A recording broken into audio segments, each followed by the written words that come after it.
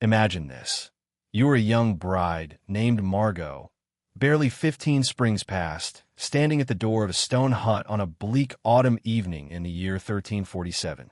The rushes under your feet rustle with your nervous steps as your new husband, Henrik, approaches the marriage bed. The candlelight flickers, casting trembling shadows on the lines etched by years of hard life on his face. He is almost twice your age. Your father chose him in exchange for 3 pigs and half a measure of barley. Your hands tremble. You clutch the coarse woolen dress your mother, and her mother before her, had spun for this ritualistic night. Through the thin walls, you can hear the boisterous shouts of drunken friends and the clanging of pots. They won't leave without proof. Your breath is short and ragged, as Henrik's calloused fingers reach for the leather cord at your neck. You wonder if your mother's whispered warnings about your marital duty will be enough to prepare you for the grim reality that awaits you in this cramped, smoky room. This is not a love story. This is the frightening and brutal truth of the most intimate moments of the Middle Ages. Sex was a world shaped by superstition, religious fear, and the instinct for survival. A world entirely alien to our modern understanding of romance. The medieval bedroom was a battlefield. Bodies became political territories. The rigid doctrines of the church clashed with pagan traditions, and the most private moments were governed by rules so strange and restrictive they would make a modern person's skin crawl. These were not matters of personal choice. They were matters of eternal salvation, family honor, and quite literally, life and death. Let me take you to Margot's world. The concept of marital rape did not exist because wives were considered property.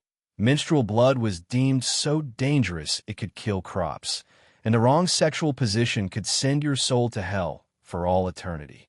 The marriage bed in medieval Europe was never truly private. Society, the church, and ancient superstitions were always present.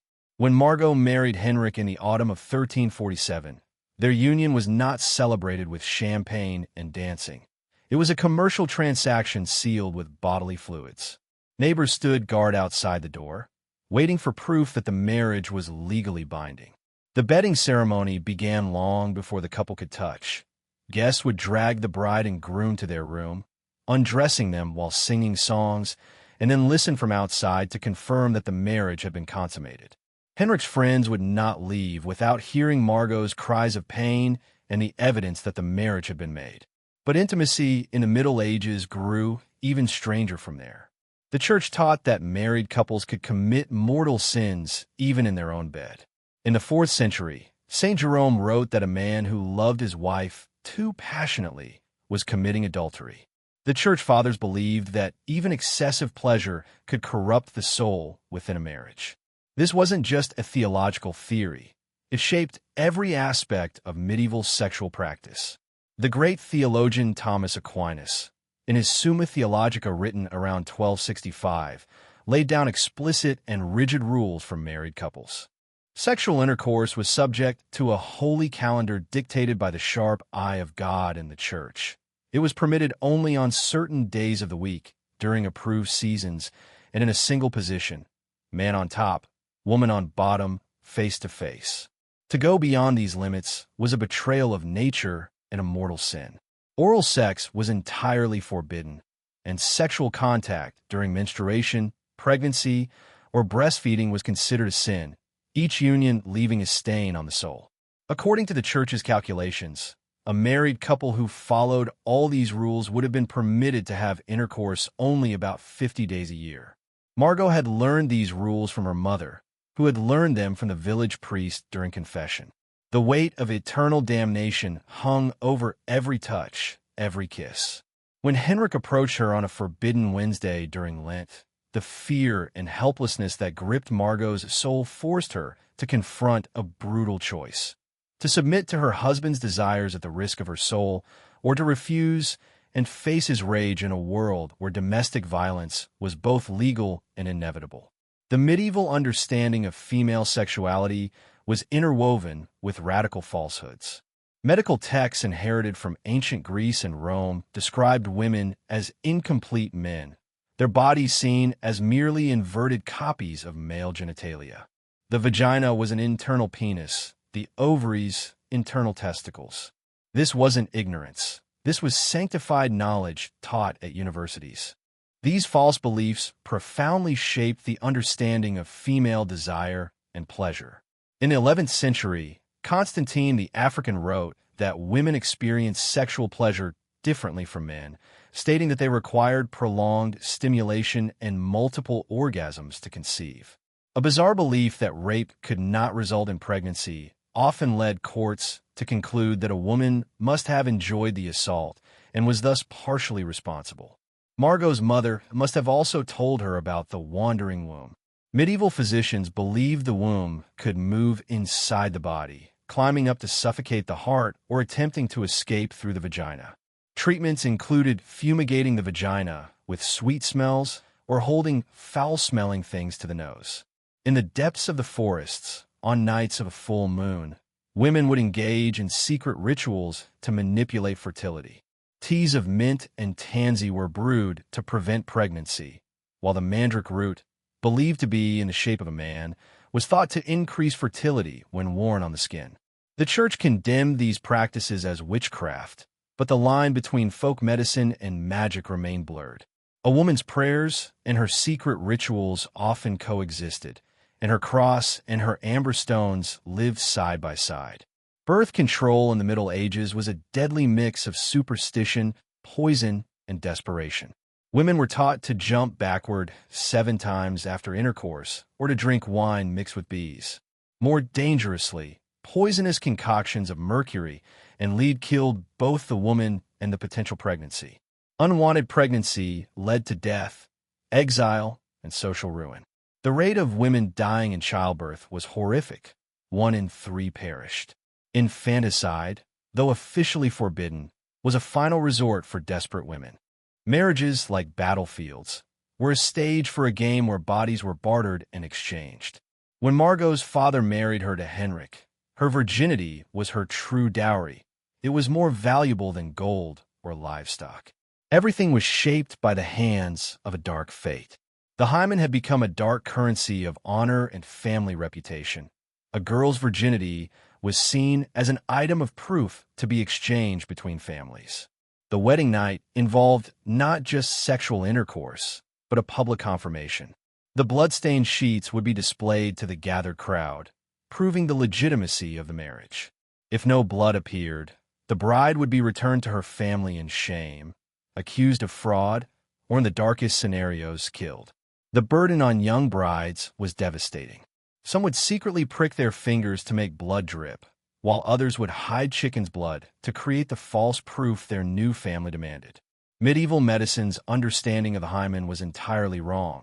They believed it was a rigid membrane that completely sealed the vaginal opening, when in reality, it was a partial, flexible tissue. Its absence was considered irrefutable evidence of a sexual past, when in fact horseback riding, heavy lifting, or simply anatomical variations could tear it. The Church's doctrine on consummation gave rise to its own strange rituals. A marriage was not legally binding until sexual intercourse had taken place. The proving or disproving of this consummation became a matter for courts and church inquisitions. Men and women were questioned separately, and the intimate details of their wedding night were scrutinized. Signs of penetration were sought on the woman's body, and neighbors were questioned about sounds they heard through the walls. Medieval sexual positions were tightly regulated by the church, but reality was far more complex. The missionary position was not just a preferred posture, but the only way to save the soul from hell. Any position where the woman was on top was considered unnatural, accused of disrupting the natural order of male dominance. Rear entry was considered bestial, associating human sexuality with the mating of wild beasts. But literature whispered of a hidden world. The French fabliaux, or body comic tales, described forbidden sexual encounters that would have scandalized church authorities. These stories, told by traveling minstrels in taverns and market squares, revealed a shadowy world where couples experimented with forbidden experiences despite the threat of eternal damnation. The French poet Andreas Capellanus, in his work written around 1184, described elaborate rituals of courtship that included detailed instructions on sexual positions and techniques. This work, especially among the nobility, showed that there was a sophisticated understanding of sexual pleasure far beyond the Church's restrictive teachings.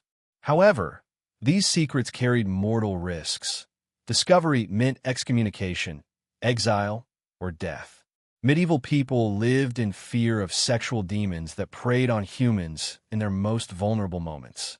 The succubus and incubus were not just myths. They were medical and theological facts. The Church taught that these demons could take the form of a man or woman to steal life forces through sexual intercourse. The succubus, a female demon who seduced men, was blamed for nocturnal emissions, sexual dreams, and all illicit desires. Theologians believe the demons worked in a complex cycle, first taking a female form to collect a man's semen, then taking a male form to transfer the stolen semen to a woman. A child born of such a union was believed to be cursed or demon-possessed. The incubus was a much greater threat for medieval women. These male demons were thought to be stronger than humans and powerful enough to overcome their victims. Women who experienced unexplainable sexual dreams or encounters were accused of having relations with demons. A dark fear hung over the lives of every virgin and young woman like a curse.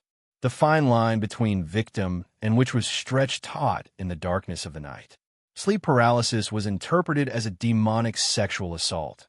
Men and women who woke up immobilized believed the invisible pressure on their chests came from the hands of a demon.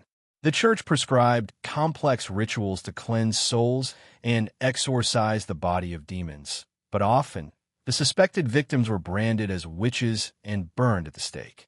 Menstruation was a symbol of fear and superstition in the medieval mind, a nightmare that lasted for centuries.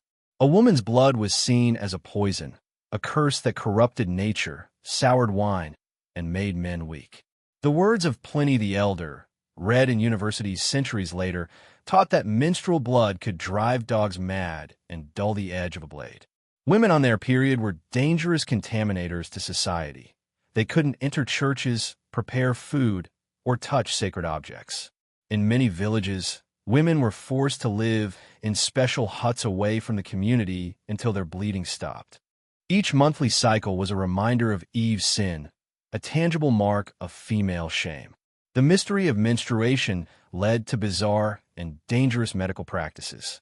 Physicians believed that unexpelled blood would poison a woman from within and tried to balance the humors with bloodletting, purgatives, and lethal treatments. Some doctors even prescribed sexual intercourse as a cure, believing that male semen could neutralize the toxic effects of menstrual blood. But women had developed their own secret knowledge. Moss, cloth rags, sheepskin, primitive but effective protective materials. They tracked their cycles by the phases of the moon and used herbal remedies to ease cramps and bleeding. This knowledge was passed down through generations, hidden from the church and male physicians, protected by the fear of being accused of witchcraft. The Middle Ages was a period when complex theories on sexual compatibility flourished. Astrological signs, bodily humors, physical features. Physicians argued that pleasure and fertility depended on a balance of hot-cold, wet-dry humors. A hot husband might be incompatible with a cold wife, leading to impotence and infertility. In wealthy families, physical examinations of potential spouses were conducted to find signs of fertility and sexual humor on the bride's body. Wide hips were seen as fertile, narrow hips as barren. The size and shape of the groom's penis were examined for compatibility with the bride. All these examinations were conducted with a cold, clinical detachment, like the inspection of an animal. The church, however, cared about spiritual compatibility, damning couples with too close a bloodline or spiritual kinship, punishing them with sexual dysfunction and monstrous children. The rules of consanguinity were so complex that marriages could be annulled when an unknown connection was discovered. Medieval sexuality was intertwined with honor, shame, and social status. A man's sexual prowess was tied to his reputation as a warrior and a leader. Impotence was not just a personal failing, but a public shame. The French developed complex euphemisms for sexual dysfunction, spreading the language of shame to every corner of social life. For women, sexual reputation was fragile. The slightest impropriety could destroy her marriage prospects and the honor of her family. In medieval towns, everyone knew everyone's business. If a woman was seen speaking with a man who was not her husband or a relative, she could be branded a witch or an improper woman. The social codes governing women's behavior were so restrictive that even married women lived in fear of gossip and accusation. The legal system reflected these anxieties in its approach to rape, adultery, and sexual assault. Rape was seen as a crime against a woman's father, husband, or master, not against the woman herself. The punishment varied according to the social status of both the victim and the perpetrator. An assault by a noble man on a peasant woman could be settled with a small fine, while an assault by a peasant on a noble woman could result in torture and death. The punishment for adultery was even more severe and applied almost exclusively to women. When a married woman so much as glanced at a man other than her husband, her life was placed under a dark curse. Her husband could, even under the shadow of the law, kill both her and her lover. Men, on the other hand, were often free to have relations with single women, prostitutes, or even their own servants. Medieval law controlled women's bodies while granting men almost unlimited freedom. This era witnessed the rise of complex courtship rituals that would shape European culture for centuries. The courtly love, immortalized in the poems of the troubadours, created a parallel world where desire was a spiritual quest. While these ideals were largely a fantasy of the nobility, they profoundly influenced the perception of love and sexuality. True love had to be outside of marriage. The knight's devotion to his lady was never to be consummated, his soul purified by pain and longing. Sex within marriage was functional and cold, while love was spiritual and unattainable. The reality for the peasantry was far more brutal. Young people sometimes had a choice in marriage, but economic interests were always the priority. A village girl might love the blacksmith's son, but the rich bargain offered by the miller's father would lead her to marry a man she barely knew. Betrothal rituals included strange practices to test the compatibility of potential spouses. In some regions, couples would sleep in the same bed, fully clothed with a wooden board between them, to check their physical compatibility. The Middle Ages were filled with fertility rituals inherited from old pagan cultures. Christian pressure pushed them underground, but couldn't completely eradicate them. Peasants secretly continued fertility rituals, blending them with Christian celebrations and keeping them alive through folk medicine. May Day celebrations, despite the church's prohibitions, provided an opportunity for sexuality and flirtation. Nights spent in the forest, under the pretense of gathering flowers, became a venue for sexual experimentation and games. Pregnancies conceived on May Day often resulted in babies born the following February. Weddings were filled with rituals to promote fertility. The bride was blessed with grains and nuts, and the marriage bed was prepared with holy water and secret herbs. These practices were a reflection of the effort to secure the children who would ensure the family's survival in the face of horrific infant mortality rates. The medieval understanding of pregnancy and reproduction was a strange mixture of Aristotelian philosophy, Christian doctrine, and folk wisdom. Physicians believed that the union of man and woman created new life, leading to the assumption that a woman who became pregnant after rape must have enjoyed it, as her orgasm was thought to be necessary for conception. The gender of the child was determined by the phase of the moon and the position of the stars at the moment of birth. Not only their gender, but their destiny and personality were written in the stars.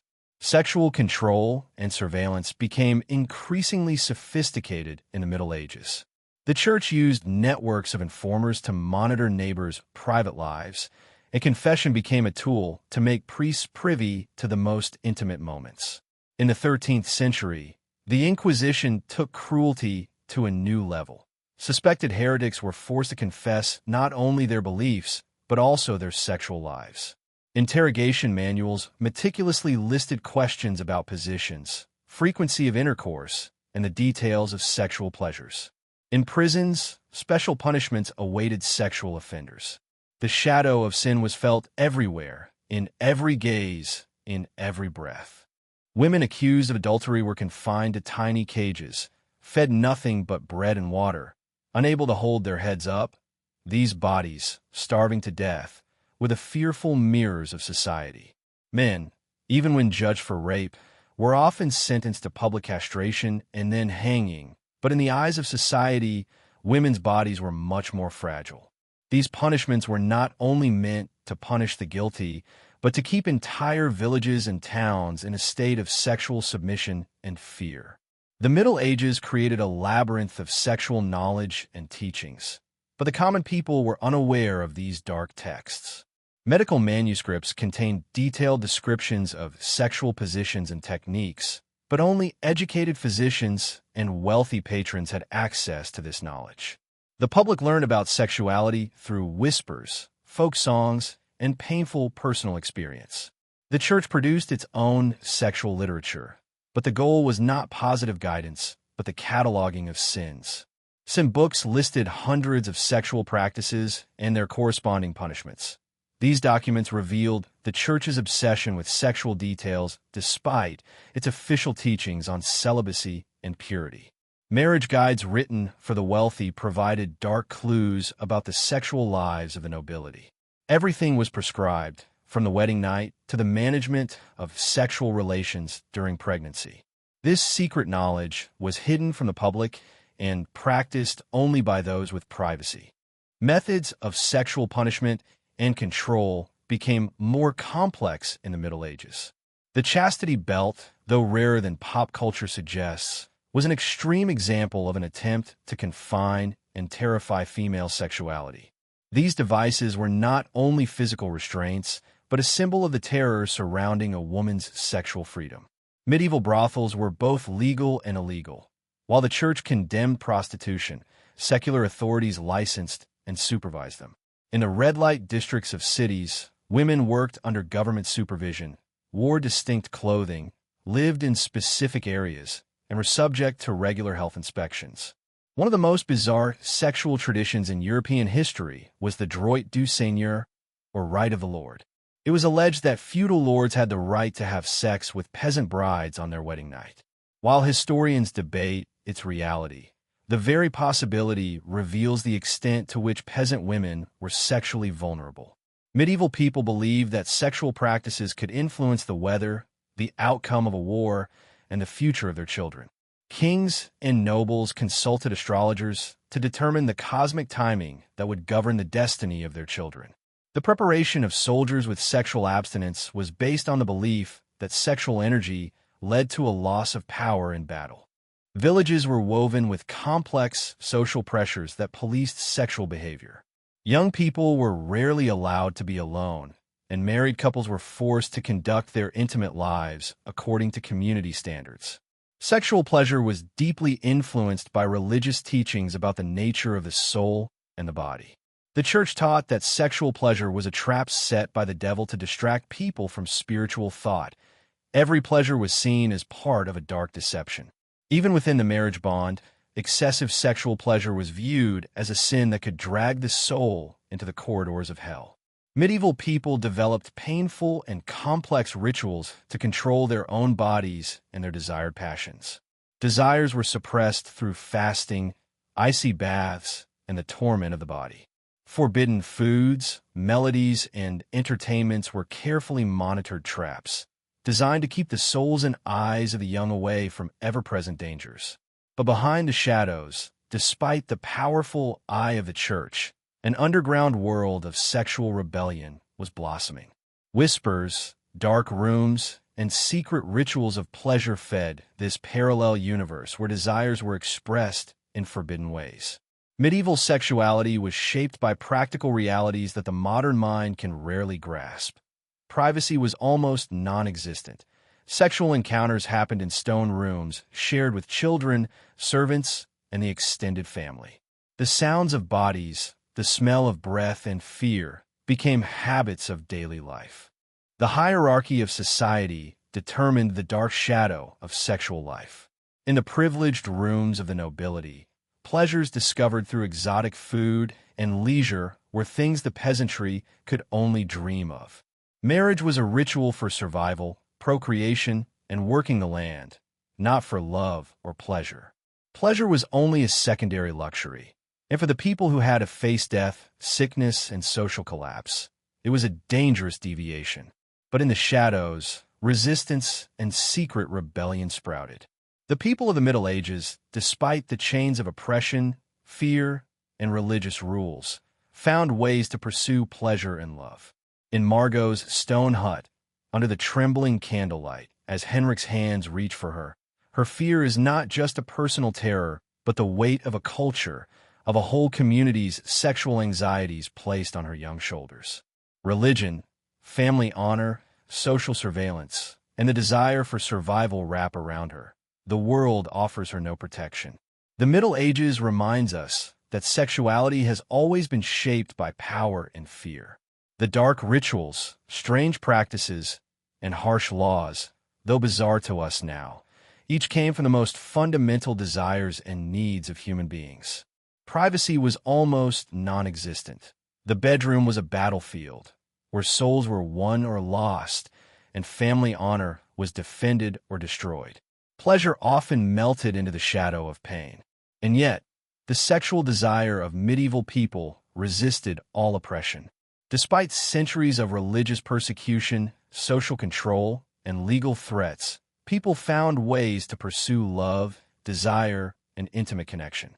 These stories remind us that sexuality is one of the most fundamental aspects of the human experience, and no authority can ever fully suppress it. The strange and frightening sexual rituals of medieval Europe were not just a product of ignorance or superstition. They arose from a dark blend of religious rules, social structure, economic necessity, and humanity's most primal urges.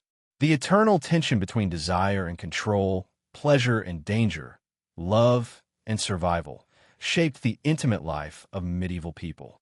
Always political, always dangerous, always essential, medieval sexuality was a dark dance, a labyrinth where passion and fear were intertwined.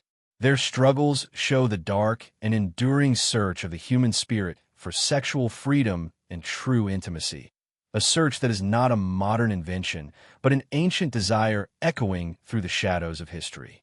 As the trembling candlelight casts wavering shadows on Henrik's worn and hard-featured face, the hands reaching for young Margot carry not just the weight of a moment, but of the entire sexual culture of the Middle Ages. That moment is like a compressed ruin of fear, superstition, hope for survival, and a human desire for connection despite impossible conditions. In her trembling hands and his calloused fingers, we see not just two bodies, but an entire civilization's sexual anxieties and secret desires, whispering and clashing in the most intimate of spaces. But this moment is never entirely private, never entirely safe, never entirely free. As darkness seeps in with desire and fear, the soul of the medieval person is caught between the disappointments of intimacy and the painful passions of desire.